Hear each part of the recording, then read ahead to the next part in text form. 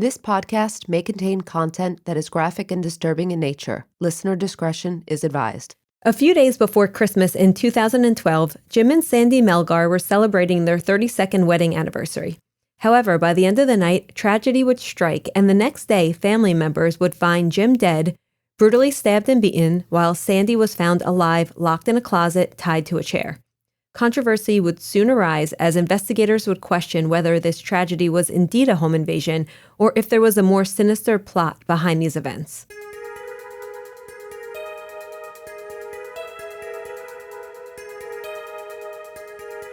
This is episode 44, The Sandy Melgar Story.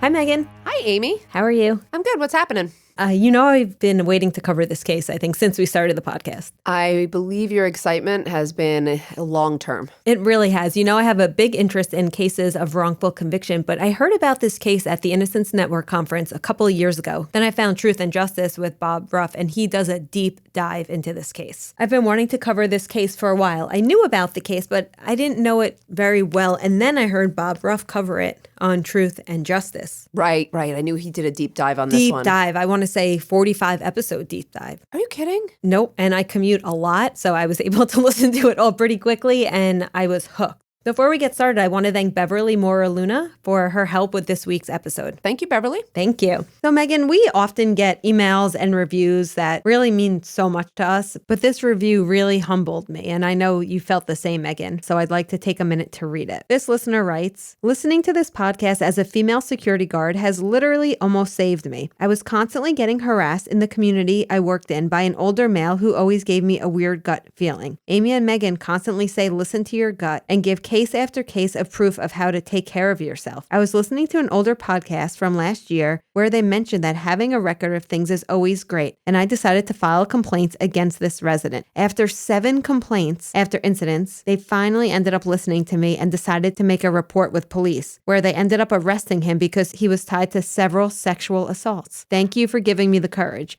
Well, thank you for protecting your community. Oh my gosh, and thank you for letting us know. That means a lot. Yes, thank you so much. I really am humbled by that. Me too. And everyone else, thank you so much for your comments, questions, reviews. I love the emails too. Yep, we appreciate you. Meghan, before we get to today's episode, we have a few supporters we'd like to thank. Okay, who do we have? Today, we'd like to thank Melissa. Thank you, Melissa. Thank you so much. And also Bola. Thank you so much for your support. We also have Tanya to thank. Tanya, thank you. And then we have someone with a really unique nickname. Who's that? Thank you so much to SARS. Thank you, SARS. SARS told me it was a nickname that her sister gave her, and it stuck. How cute is that? That is cute. Thanks to all of you who support the show financially and otherwise. This show is a lot of work, and your support really helps. The name reads are from our patrons who support us, and in exchange, they also get other perks, like ad-free shows, exclusive live Q&A sessions with us, t-shirts, stickers, and more. So if you're interested in getting more engaged, check out the patron link in our show notes. And if Patreon isn't your thing, we also have t-shirts and stickers up on our website, www.womeninCrimePodcast.com. The website also has all kinds of other resources too, like reading lists and links for help or how to get more involved. Now let's get back to today's case. Meghan, have you ever heard of this case? I've heard of it. I knew it was on Truth and Justice, but I don't know the details at all. So this is going to be you're going to be revealing this to me as we go. Let's do it. So we have Jaime Melgar, who often goes by Jim, and that's how we'll be referring to him in this episode. He was born in Guatemala and had immigrated to the U.S. when he was just 3 years old, and he lived in Houston, Texas with his parents and his 2 older brothers. By all accounts, Jim was very smart, well-liked by really everybody. He was described as having a great sense of humor and living a very healthy lifestyle. He was very active and very helpful to all those around him.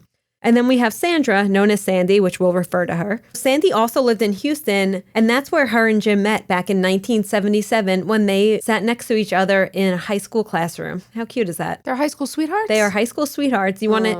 Very cute. He actually sat behind her in class, and apparently he was smitten with her, and he used to pull her hair. Oh, yeah, isn't that cute? Cute. So few years after high school, in 1980, the two got married and they started their life together. Jim started his career as an IT specialist and Sandy a nurse. Later, they would start a medical billing company together and they worked quite closely with each other, and they also managed a few rental homes. The couple had one daughter named Liz, who was born in 1985. Around the time that their daughter was born, the couple became involved with Jehovah's Witnesses. That's why, that's why I also remember this case, because they were Jehovah's Witnesses. Yes. Yeah. The Melgars allegedly wanted to provide a strong religious upbringing for their daughter, and that's why they had sought out a religion at this time. The family was very close-knit, very happy. According to their daughter, there was never any yelling, never any disrespect. As she would say, they were an example of a perfect marriage. However, like all families, they did have a few obstacles. It was really Sandy's health that was the problem. Sandy suffered from many medical ailments. She had lupus, epilepsy, hypothyroidism. She had double hip replacement. She had short-term memory loss. She had bouts of vertigo. She also suffered from multiple violent seizures, in which she would experience retrograde amnesia afterwards. Are you kidding me? Yeah, she really had a lot of health issues. At one point, she even had to seek out a 6-week treatment for epilepsy and lupus because she had gotten paralyzed on one side of her body. That sounds terrible. Yeah, and it Poor even woman. caused her to be in a wheelchair for a little time. Wow. But through this hardship, her husband Jim was very supportive. He had a very strong involvement in both researching her condition, investigating any cures, and really Sandy depended on him to go about her day-to-day activities. But many reported, actually, you never heard anyone not echo the sentiment that they actually grew closer through her health issues, and Jim loved being a caretaker, and he really stepped up to the plate, and their marriage got stronger through it. Oh, I'd hope someone loves me that much. Right? I love you that much. Thank you. On December 22nd, 2012, Sandy and Jim were celebrating their 32nd wedding anniversary. Their actual anniversary was a bit earlier in the month. I believe it was on the 12th, but as I mentioned, Sandy had some health issues and she wasn't feeling very well at that time, so they postponed the celebration. She was feeling up to it on this night of the 22nd, and they went to their favorite Mexican restaurant for dinner. On their way back from the restaurant, they stopped at a local CVS to purchase some drink mixers. According to receipts, they got their check from dinner at about 9 p.m. According to, CVS receipts and surveillance, they were at CVS at about 9:30 p.m. Jim goes in to get some Coke, some Sprite, and then they head home. I want to point out that really what we know about that night is all according to Sandy because nobody else can corroborate. Okay. Sandy says that between 10 p.m. and 11 p.m., they got home. Jim started to prepare the drinks and some snacks downstairs while Sandy filled up the jacuzzi. They had a nice big jacuzzi in their master bathroom. The two spent close to 2 hours in the jacuzzi together before the family dog started barking in the backyard, prompting Jim to leave the jacuzzi to try and see what was going on. They had 4 dogs. Oh, boy. Yeah, 2 of which were Chihuahuas. You know how much I love Chihuahuas. I know you do. According to Sandy, they were having a great time in the jacuzzi. It was very romantic. They were talking about their future. When, Jim had gotten out to go see what was going on with the dogs. After a few minutes of him not returning, Sandy decided to get out of the tub and get dressed. I guess at that point, it's been 2 hours. It was time to get out anyway. She says she sat on the chair in her closet. She had a nice walk-in closet. She said she began applying lotion to her legs, and that's all she recalls. After that, Sandy's memory goes blank. According to Sandy, the next thing she remembers is waking up in excruciating pain. She was in the dark and her hands and her ankles were bound. What? She would slip in and out of sleep and or consciousness, really not having any concept of time until finally she hears someone downstairs and she cries out. What she didn't realize was that by now it was actually the next day and about 15 hours had gone by. Jim had planned a family get-together which was scheduled for the day after these events. So Jim's brother, Jaime Melgar, had arrived with his family to Jim and Sandy's home around 4:30 p.m. Along with Herman was Herman's wife, their 2 daughters, and one of their daughter's boyfriends. Herman had stated that he had been knocking on the front door, which was locked. The family had also called and texted Sandy and Jim, but no one was answering. Herman then checked the back door, but that was also locked. So he ended up going through an open garage door and entering the house. The door to get into the house from the garage was open, so he let himself in. At this point, he didn't see anyone, but he went to unlock the front door for the rest of his family. Okay. Upon entering the house, Herman's daughter said that things felt eerie to her automatically. Everything just stood still. It just seemed eerily quiet, and both of their cars were in the driveway. Well, one was in the garage, one was in the driveway. They start, looking around, trying to figure out what's going on, and they hear mumbling coming from upstairs, and then they hear Sandy calling for help. They run upstairs to a closet that was located in the master bathroom. So just to set this up for you, they have a nice size master bathroom, and in the master bathroom, there's one walk-in closet, and then there's also a walk-in closet in the master bedroom. Sandy's closet was one, and Jim's closet was the other. Okay, got it. They run up to the closet in the master bathroom where her voice was coming from, and they saw a chair propped under the doorknob from the outside, as if someone had, locked her in there. Okay. When they opened the door, they found Sandy. Her arms and legs were tied up with scarves. She was wearing a bathrobe, and her wrists were behind her back, and her ankles were bound. She was laying in her own feces and urine. Oh. Herman, of course, helped her up by, immediately they're scrambling. Herman was not able to get the bindings off, so he found a scissor that was nearby to cut them off for her. Sandy was disoriented and confused and frantically asking for Jim. Oh, where's Jim? Yeah.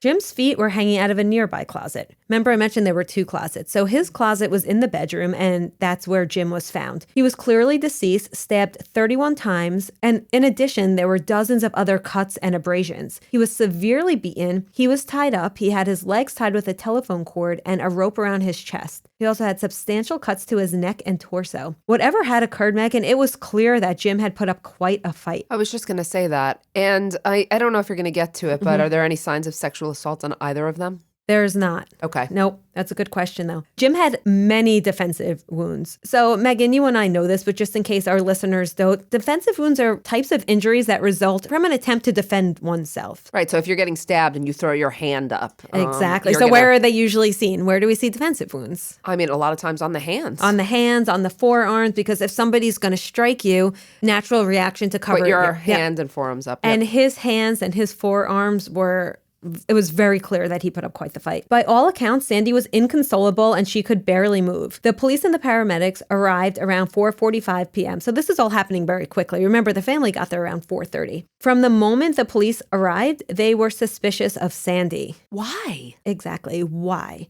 Well, for one, there was no sign of forced entry and nothing seemed to be missing. Jewelry boxes had been searched through and wallets and purses had been found on the bed, kind of strewn all around.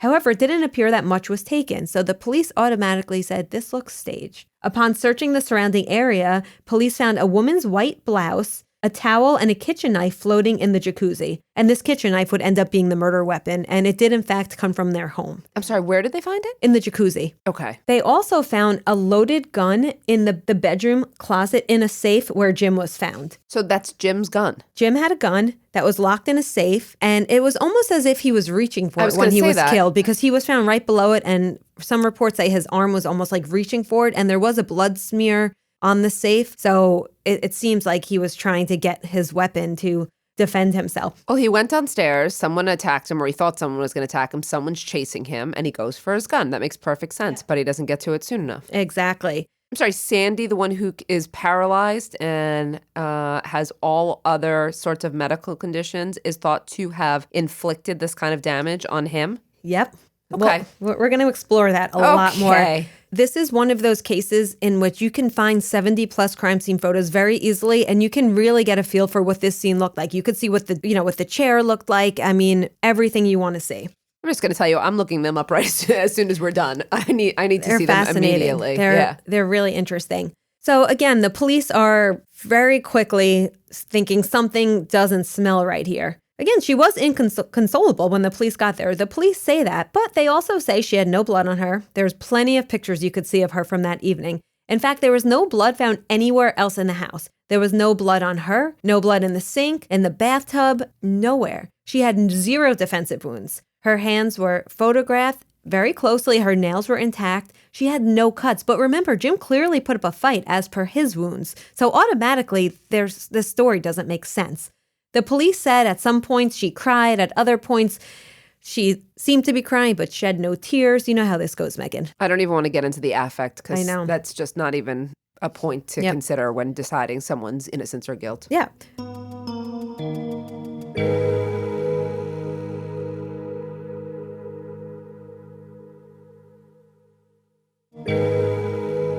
So Sandy tells police she believes that she blacked out after being struck on the head, and she thinks that she may have had another one of her seizures.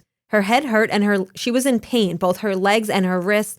And she has a certain feeling after a seizure. And she said the way she felt was reminiscent of those feelings. Did they examine her for head trauma? They asked her if she wanted to go to the hospital and she declined. Okay. Yeah. And I think she probably regrets doing that, but we'll unpack that a bit. Okay. She tells them when she woke up, she heard her dogs crying. And then soon after, she heard her family's voices. And that's when she started yelling. Again, the police are really they think this is very strange. They bring her right in for questioning. The police can't just rely on a hunch, right? They think it's her, but they think we need a motive. We're going to get a motive. And I think she went so far as to lay in her own urine and feces, too. It's unbelievable what they say she did. Okay. The police needed a motive, and if you watch the interrogation, that is exactly what they are searching for. Again, you can watch the whole thing online. During this police interview, the police are asking her, well, who could have done this? Sandy, of course, is dumbfounded. She does tell police that she remembers a car tailgating them after they left the CVS, but that the car took a different direction at some point.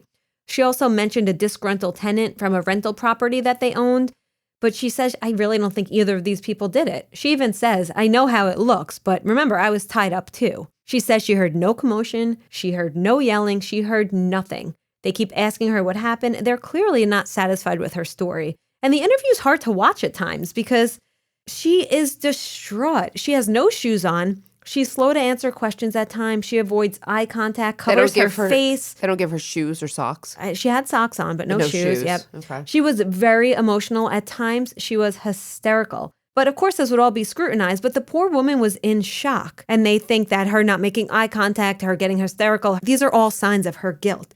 Either way, we know you cannot judge people's affect to traumatic events. Regardless, authorities were skeptical of the whole situation and everything Sandy told them. They just could not wrap their heads around the fact that her husband was murdered in the next room and she had absolutely no idea what was going on. They say, it just seems too convenient that Sandy would have a seizure at the exact moment her husband was being brutally murdered. Well, Meghan, what do you think can trigger a seizure? Stress. Exactly. This makes sense because we know stress and alcohol, they were drinking, not very heavily, but Sandy did not drink often and she did have a couple of drinks. So between the stress and the alcohol, those are common factors that can trigger a seizure. And what about if she did get hit in the head? Exactly. Also a brain injury, right? I mean, we know that a brain injury can interrupt the normal connections between nerve cells in the brain, which can lead to a seizure. So I think her story makes sense. I understand why they think it's a weird crime scene, and I would agree, but nothing you've said so far would at all indicate to me that this woman killed her husband. Yeah, I agree with you, Meghan, but we have a lot more to go here, so let's see if you change your mind. Okay. The police had asked her to take a polygraph, but she denied. I don't blame her, Meghan. Do you? No, polygraphs are so unreliable, and unfortunately, if you take one and you fail any question on them, that's it. They zero in on you. They're not even going to look anywhere else. You're right. If you fail, it looks bad and the police are going to use that as reason to investigate you further. But if you pass, it doesn't matter. It's not admissible. It's not admissible. You could just argue that they'll move on from you and move to other people. But that doesn't always happen either. Yeah. In this case, do you really think that they would have cared? No. No, they definitely wouldn't have. She says she was under too much stress, and I think she is very smart for denying this, but the police see this as an admission of guilt and just more reason to suspect her. Yep. Meghan, do you know how often polygraphs are correct? Coin toss, 50-50. Okay, good. I would have guessed that too. I read that they're only correct 70% of the time. That's probably more than I thought, because I thought it was a coin toss. Okay. And Meghan, I don't know if our listeners know, but there's no empirical evidence that any pattern of physiological reaction is related to deception, right? We know honest people might be nervous, which could set it off. And we know that a dishonest person, especially a sociopath, can be calm. Yeah. I still don't even if the number's higher, that means 30% of the time. I don't want to be in that 30%. Nope. No, absolutely not. Yeah, I wouldn't take a poly. Nope, me neither. Never. And no lawyer would ever advise their client to do so. I agree. The police end up letting her go the next day. It's now the 24th of December. And at this point, she doesn't think that she's even a suspect. Investigators were at a loss without many leads, but that's likely because they suspected Sandy all along, and they didn't even consider other possibilities, right, Meghan? Tunnel vision. Mm-hmm. So a year and a half goes by. Okay. Sandy moves in with her daughter's family, and then in the summer of 2014, Sandy was indicted for the murder of Jim. So she would, again, the theory is that she would kill her caretaker, and now she has to move in with someone else. I know. This is really a frustrating And her one. daughter lived in Europe at the time. So you're going to do this and make your daughter uproot her whole family. None of it makes sense. But they didn't just indict her. Listen to how they found out. There was no warrant for her arrest or the typical knock on the door from the officers. They actually found out in a crazy way. Liz says she went to the mailbox one day And there were tons of letters from lawyers who wanted to represent Sandy. No way. And she's like, what the hell's going on? So she goes online and they went on the Harris County website and they found out that Sandy was in fact indicted for the murder. At that point, they contacted their lawyer and Sandy turned herself into the police. Luckily, she was released on bond. And she was out for 3 years waiting for the trial to begin. This is unbelievable. Because not surprisingly, she would not take a plea. Well, yeah, no. The case finally went to trial with proceedings beginning on August 7th, 2017. The prosecution's case was led by Colleen Barnett and hinged on the absence of evidence. They would argue that a possible motive for Sandy killing her husband was that she wanted a divorce, the happiness was all a facade, but she worried about being shamed by the Jehovah's Witnesses, and she didn't want to be kicked out of the religion, so she needed to get rid of her husband. But they offered no proof to show that, I'm assuming? None. This is like speculation completely. It's unbelievable. Going along with how unbelievable it is, Barnett painted a picture to the jury that included Sandy tricking Jim into letting her tie him up as part of quote-unquote sex play, and then stabbed him to death. I had a feeling that's where you were going with this. First of all, if I'm going to engage in sex play, am I going to tie you up with a phone cord? No, that's very bizarre. The only reason I thought that is because I realized how the tying up would play, and then I was thinking of remember the Sheila Davalloo case? Yes, of course. I thought of that too. That's funny you say that. The other thing that makes no sense is he had defensive wounds. If he was tied up, Yeah, that unless she just doesn't didn't do a doesn't fit with the story. unless she didn't do a very good job tying him up. Maybe, I guess.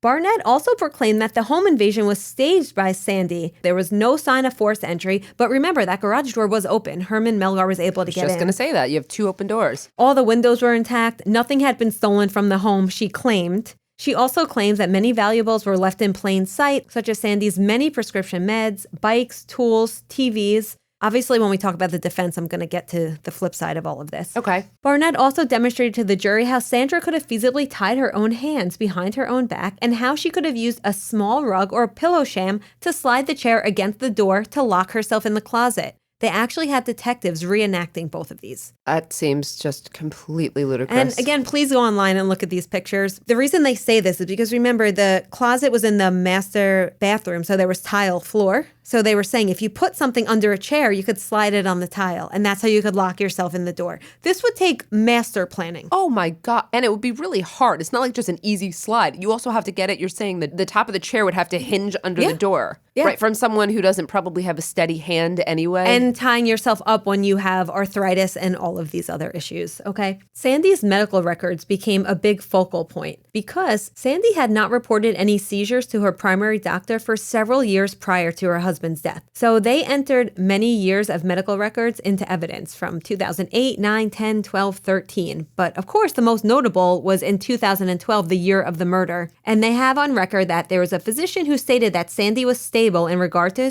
her seizures and that she did not have any episodes lately. The purpose of this was, remember, Sandy speculated that she had a seizure during the home invasion and that's why she couldn't recall anything. And she had explained to the police that she had frequent seizures and her previous seizure was about a month ago from the time of the crime. And the prosecution saying, well, she's lying because these doctors, they're saying she's fine. She's, this was in the past. She's stable now. Exactly. So they're saying she's a liar and this is all just part of her big plan.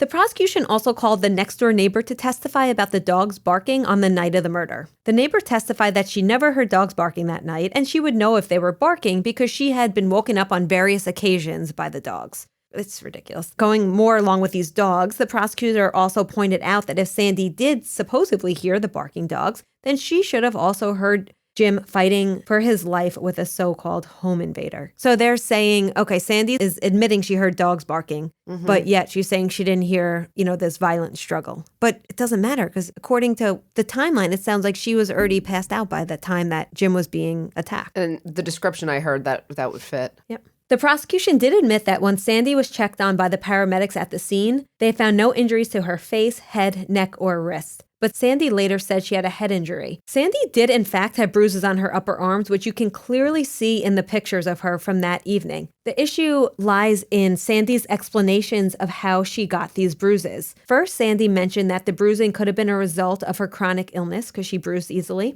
Then she mentioned she sometimes falls and bruises easily, and she may have fell. Then she mentioned it could have been from Jim grabbing on her arm to prevent her from slipping in the jacuzzi. Bottom line, it seemed like Sandy just wasn't sure how she got bruises, and her speculations were used against her. Meghan, don't you get bruises sometimes? You have no idea where they come from? Do you know, I was just going to say that. Literally every week, James is like, where'd that bruise come from? I'm like, I don't know. I'm clumsy. I bumped into the bed. I don't know. And you can see in the photos, they're not... It actually looks like someone either grabbed her arm, but it doesn't look like violence. It looks like, she hit it or someone was helping her. If she's a fragile woman, it doesn't take a lot to bruise her. I'm still not hearing strong evidence here, and I know you're going to go on, but can I just ask, was there life insurance money here? There was life insurance money. There was about $500,000 on Jim. However, the family was not in any financial trouble. Remember, they had these rental properties. They were living a very comfortable life. Also sounds like with her medical conditions and inability to probably work, and he was still earning money, that she would have needed him in terms of working and earning still going forward. And she might have gone through that money quickly. Not only that, he was her caretaker, as you mentioned before, and she loved him. There's no reason to think otherwise. The prosecution was, as they do a lot of times in these cases, they're scrutinizing every little thing. They cited the fact that there was a dining room chair next to the bed, and they claim Sandy had brought the chair upstairs as part of her plan to, tie him up and give him a massage, which doesn't make sense anyway. This didn't hold much weight. There were actually marks on the carpet that showed that the chair had been there long. Like, imprints. Yeah. And family and friends say it was there because it helped their dogs get on and off the bed. In fact, there was dog hair all over it. A lot of these things were, they also said Sandy left the garage door open intentionally so that she could be found by family the next day. But that doesn't make sense anyway because Sandy didn't even make those plans. Jim's the one who made the plans with his... But they could say she knew. Exactly. She knew about the plans. I still wouldn't... Yep. I'm still not... That doesn't strike me. None of this sounds like strong evidence to me yet. Well, in the end, the prosecution wasn't able to establish a solid motive. They were looking hard for an affair or someone who could say that the couple fought or they were unhappy or she was unstable. They couldn't find anything. So why would she want to kill him? Honestly, they were just going on the religion theory, and that's all they had, and it was pure speculation. Now let's go on to the defense. Okay. Sandy Melgar's defense team was led by attorney George Max Seacrest. They, just like the prosecution, focused on the absence of evidence, but they painted a picture of a happily married couple. The defense argued that there were, in fact, a number of items missing from the house. Liz, the daughter, she found a bag in the garage. Like it was one of her old book bags in the garage of the home that had Sandy's jewelry and an Xbox in it. And she handed it over to the detectives and said, hey, because they never found it. Okay. She found it the next day and she was like, hey, you might want to look at this. Detectives had also asked Liz to take a survey of what might be missing in the house. And she made a list of quite a few items that were missing. There was also an empty plug where a TV should have been. And you can even see this in the crime scene photos. The prosecution basically did not feel that there was proof that there was a lot missing because there were valuable items in sight. However, Liz says, yes, they did leave some valuables, but some were missing as well. Right. So I think the prosecution is assuming that if someone was going to ransack the house, they would take everything. It's also a botched job, though, because they got interfered with, you know what I mean? So they didn't have time to finish everything, right? Another major point for the defense was that Sandy's nails were clean. No injuries, no damaged nails, and actually none of her DNA was even found on Jim at all, which some say was a little strange since they were together all night, and she does say that they had sex that night, but really, it's a non-issue. The point is that there's no DNA under fingernails. There's no defensive wounds. There's also absolutely no sign that someone cleaned up the house to hide any evidence. The prosecution made a big deal that there was a mop and a bucket in the dining room. No blood. And the reason why there was a mop and a bucket in the dining room, according to Sandy, is because she had 4 dogs and they were always having accidents, 2 of which were puppies. Or because she cleans her house. Right? I mean, and so they were really, and there was no blood trail throughout the house. There was blood nowhere except, in the bedroom and in that one closet. So I'm assuming here the defense's defense is that there's no evidence. Yeah. And I think one of their strongest points is how frail Sandy was and how it would have been physically impossible for her to overpower Jim. I agree. Jim was only 125 pounds. He was a small man, but he was strong. He was one of those, small but powerful men. He was very into fitness, very into working out. And regardless of how strong he was or not, she was, by all accounts, not strong at all, right? Right. Something super interesting and very relevant to the appeals process is there are 2 unknown DNA profiles found, one male and one female. Where? Several different places on handles, in the bathroom, in the bedroom. I don't know if it wasn't of evidentiary value. That's why they didn't test it. I don't know. They probably are, but they probably would say if there's unknown DNA throughout the house, it could be a mailman, it could be... I think you're probably right. We'd have to test all the DNA in the world. A neighbor could have come in, you know what I mean? So that's the argument I've heard a lot. A lot of the cases where people go, there's a hair. Yeah, but that hair could have come from... Speaking of, there was a random long black hair found right above Jim's body also. Oh my gosh. And I don't believe they ever did anything with that hair either. A few smaller points brought up by the defense included the fact that there was no motive at all, no search history that seemed incriminating. Again, they looked high and low. Many testified to her memory loss and testified to the fact that she was ill. She did have memory loss. She did have seizures. I think the main strategy was trying to discredit the investigation by pointing out shoddy detective work and reiterating the fact that there's absolutely no physical evidence tying her to the crime. And let me point out, too, that it would be uncharacteristic of a woman to kill her spouse in this way. Women don't usually, there was the Sheila Davalloo, but she was young and fit. But women don't usually murder their spouses in this fashion at all. They usually pick methods that are, easier to manage physically. Probably especially if they're frail physically, right? Exactly. Like they were drinking, slip a pill and you know what I mean? Like there's so many easier methods. Not surprisingly, Sandy does not end up taking the stand. So it is very important. Go back and look at those interrogation videos because those are relied on heavily since she did not take the stand. That's her voice. The trial lasted 11 days, and most people really thought the prosecution failed to meet the burden of proof because they relied solely on circumstantial evidence and they didn't really put on they didn't really make a strong case, I don't think. Ultimately, the jury deliberated for about 8 hours over 2 days. At first, the jury was indecisive and split right down the middle after day one. That's shocking. Yep, but eventually they found Sandy guilty of murder, and she was sentenced to 27 years in state prison. You're kidding me. No. You want to be more shocked? And again, go online, look at this. The jury foreman in the case did an interview. I don't recall if it was for KHOU or Dateline. But they were asking him about the case, and he said, we could have given her up to 99 years, but we wanted to make sure that she would be young enough when she got out to still see her grandkids. So she would only be in her early 70s when she's released. So he said, we thought it was humane. She'll be young enough to still see her grandkids.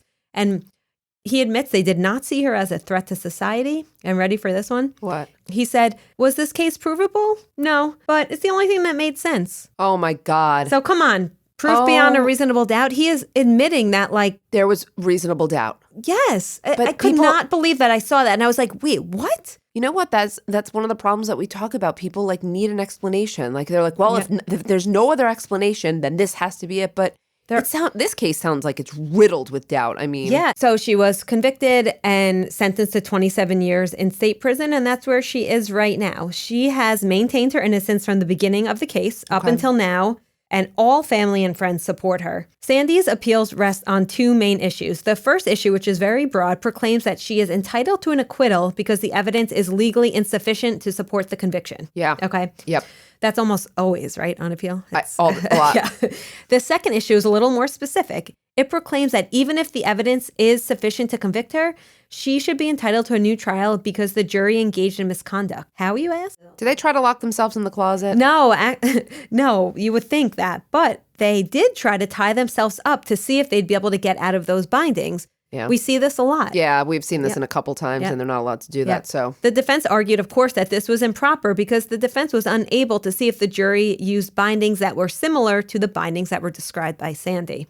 Sandy's appeal was denied by the 14th Court of Appeals, but a few good things have been happening in her case. For one, Meghan, December 2018. Guess who her new attorney is? Kathleen Zellner. Kathleen Zellner took the case. Oh, that's it. Yes. I have high hopes now. I do too. Listen to episode 21 if you haven't, when we talk about the rock star that Kathleen Zellner is. Oh, that's great. So Kathleen Zellner is currently reevaluating the case and doing more DNA testing. As I mentioned, there is a lot of unknown DNA and some items that were never tested at all. Wow. And just recently, in August 2020, the Texas Court of Criminal Appeals, which is the highest court with criminal jurisdiction in the state of Texas, they agreed to take a look at the case. The petition for discretionary review was approved, and this is really promising because statistically, in well over 90% of cases, the Court of Criminal Appeals refuses this petition for discretionary review. Oh, wow. Okay. So things are looking good for her. That's positive. Currently, that's where we are. The Texas Court of Appeals reviewing decisions of the lower court to see if the case can be affirmed or reversed. I truly believe this is a case of wrongful conviction. The bottom line is that the detectives ignored any evidence that pointed away from Sandy, what we know as confirmation bias. I wonder how experienced they were, too. I wonder if this was a jurisdiction where they didn't handle a lot of these cases. funny you bring that up. The lead detective was forced to resign 2 years after the crime because he forged search warrants in another murder investigation. And when his office was cleared out, evidence from the Melgar case was found untested and incorrectly stored. You're kidding me. Nope, I am not kidding you. Wow. Yeah. That's shocking. But again, all that new evidence found, it's in good hands now. I was going to say that, at least they're going to get that tested now. But this poor woman, this sounds like a wrongful conviction of epic proportions. I'm so disturbed when I hear that the reasonable doubt standard is just not being employed properly in some of these cases. Yeah, I totally agree. And detectives have done nothing but created a difficult path for her to try to prove her innocence. The evidence that could, and I believe would have, implicated someone else either was not collected, or it was incorrectly cataloged and handled, or not even submitted for testing. Okay. So, Meghan, if not Sandy, then who? Right. Do you have any theories on what else could have happened here? It does sound to me probably like a home invasion gone wrong. If there was stuff missing and if they encountered him and he went for a gun, I would probably go with that. Yeah, I actually agree with you, Meghan. A few other pieces of information that I didn't bring up that support that. Again, they have the male and female DNA that was found in several key areas. Do you remember that shirt that was found in the tub? Yeah. That's a very interesting piece of evidence because it was not Sandy's shirt. Okay. Sandy and, other people vouch it was a much larger size than Sandy normally wears. She swears up and down she did not own that shirt. A strange female shirt in the tub? And it's interesting. Bob Ruff did a lot of investigating around this shirt, and it's a shirt that can only be found at specific Costco stores. So it helps narrow things a bit that, the perp either was a Costco member or someone gifted her the shirt. Who knows? And this home invasion probably was, it sounds like it could have been a couple. A male and female couple. Well, you know who FBI profiler Jim Clemente is, right? Of course. So he was on Bob Ruff's show, and he theorized that this was a home invasion gone wrong, just like you, Meghan, very smart, and that Jim probably fought back against the invaders and was murdered. And he believes it could be up to 5 assailants. Yeah. What do you think about that, though? Because I don't know if there were 5 assailants, but I'm getting this strong feeling that we've got 2 assailants. Why do you think there was probably not 5? I don't think they really showed that there was enough. Yeah. 5 is a lot, too, to be in a home invaders, 5 people. I also think, wouldn't one crack and come forward? That's a lot of people to keep their mouth shut. Sorry, that's even more obvious. 5 people. You're the one who always reminds me of that. That's why I kept asking you. I'm like, no, you know this one. 5 people. Yeah, 5 people can't keep a secret. No way. There were a few other things interesting. There was a similar home invasion that was carried out in a surrounding area with a nearly identical MO, and it was never investigated for a possible connection. Just 9 months prior. You're kidding. No.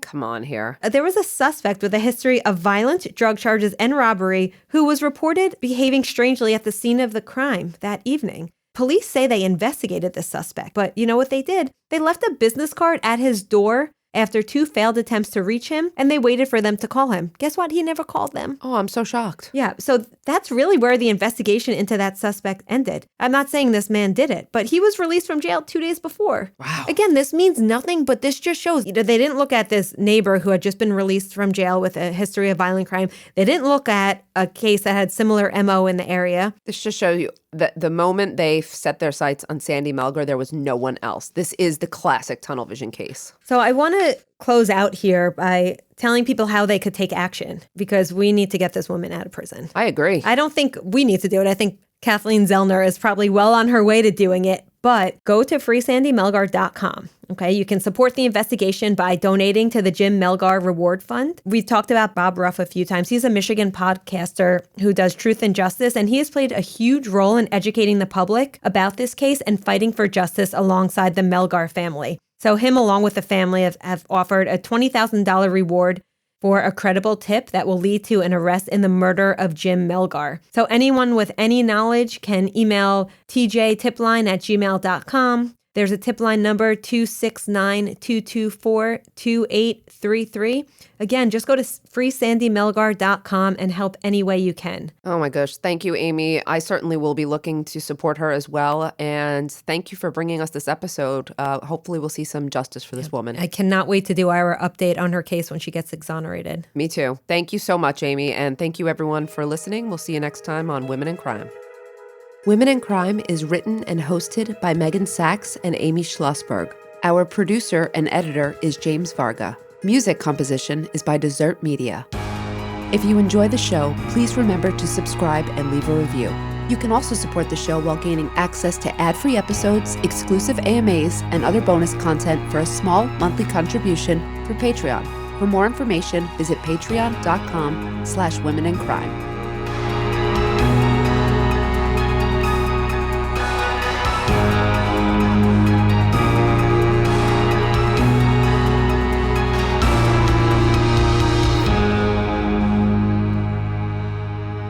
Sources for today's show include Dateline, ABC News, KHOU 11, Truth and Justice, and Justia. Justice and Justia. Justice and Justia. Justice